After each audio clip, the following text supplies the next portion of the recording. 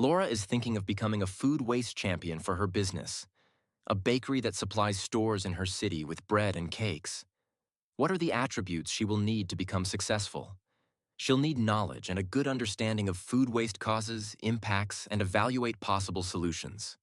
She'll need leadership skills, the ability to motivate and mobilize teams, build interest, and foster a shared commitment to sustainability.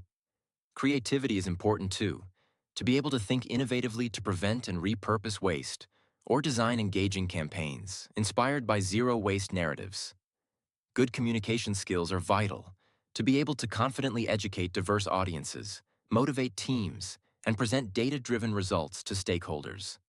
She'll need analytical skills so that she can accurately measure waste, analyze trends, and evaluate the effectiveness of interventions. And finally, authority is vital. She'll need support from management to report and act on food waste reduction opportunities.